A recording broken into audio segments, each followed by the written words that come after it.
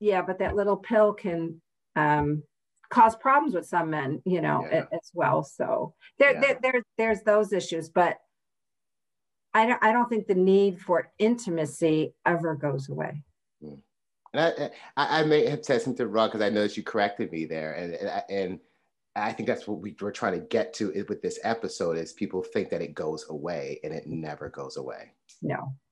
Right. Well, so let's talk about that sexuality over the age of 60, because like Kanan mentioned earlier, I think a lot of people just have it stuck in their head that as you age, you just don't have that desire anymore. And I know that's not true. So can you shed some light on that?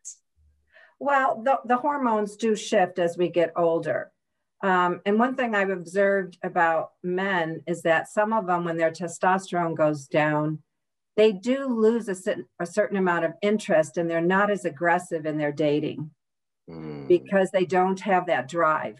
Mm-hmm. And what drove them before? Testosterone. Yes. Yeah. And when you're young, you're like, it's like pouring out of you. It's like, you got to do something with it. Right. And so a lot of people, in their 60s, I see they go back into the things that brought them joy, even when they were younger. Maybe it's playing music. Maybe it's art. Maybe it's, they go back into other things that feed their soul in a different way. And that's okay too. But, sexual intercourse does change, as you get older. You have to be a little more patient and a little more creative. And, not all people want to have sexual intercourse as they get older, but they still want to be, like I said before, they still want to touch and feel close to somebody. Mm-hmm. So, I can't put everybody in one box. And then there's other people who their sex drive is there till the day they die, till their 90s. Yeah, that's always interesting, whether it's a man or a woman, when they're like 89 years old and they're like, you could tell the sex is there. Like you may see it too here in Southern California. You're in Central, right? I don't know if people are as frisky there, but we go to the beach and people are like in these tube tops and spaghetti tops, and the guys are shirtless riding their bikes, and they're like 70, 80, 90-year-old guys, still acting very young. You mentioned passion before and hobbies and all that. Does that kind of like, you get to an age where you're like, okay, I'm going to start exploring the things that made me happiest in my youth. Does that also push like the sexuality at the same time? Because if that's making you happy and you're filling your time with a hobby that just makes you feel alive and thriving, does that also trickle into the sexuality? Yes. Oh, most definitely. Okay. Yeah. And it's just not as often anymore, but it doesn't mean it's not as important, and like I said, it can take intimacy, could be doing a hobby together, be doing something together with someone else. And I also found in my age group that there's a lot of women who are choosing just to cohabit themselves, not as in part, as in sexual relationships, but like when Andrea was saying, people don't want to be alone. People are finding different ways to live with other people so they don't have to be alone. Mm-hmm. So that's happening as well. Is it like the show? I know this is going to sound crazy, but is it like the show Gracie or Frankie and Gracie, or Gracie and Frankie? Yeah, okay. I've seen that. Yeah, I mean, that's a little crazier, but of course they have a lot of money, and it's nice to have a beach house on the ocean. Right? That's really great. But there's a lot, especially on the Central Coast or where it's more expensive, that people need to live with each other just to be able to survive. Yeah. And so I see a lot of that, but I really didn't, I've been in love, and my relationships have gotten better and better.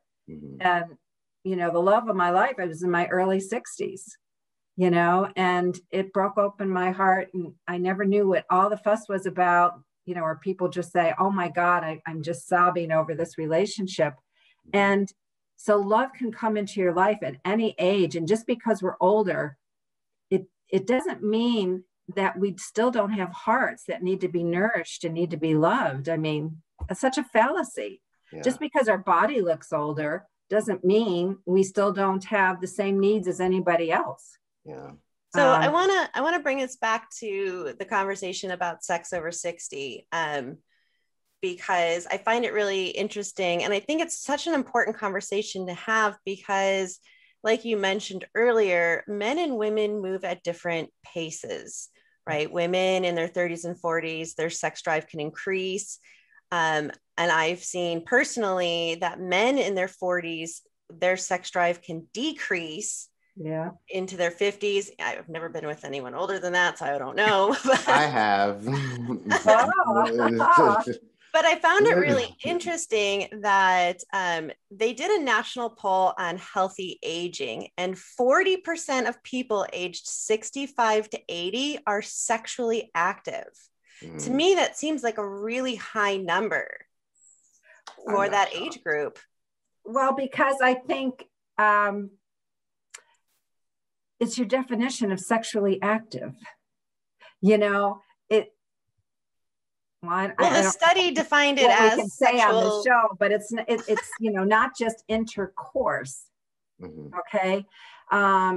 There's lots of different ways to be intimate with somebody, and we call it sexual activity. No, this study called sexual activity as either intercourse or oral sex. It's okay. Your standard definition.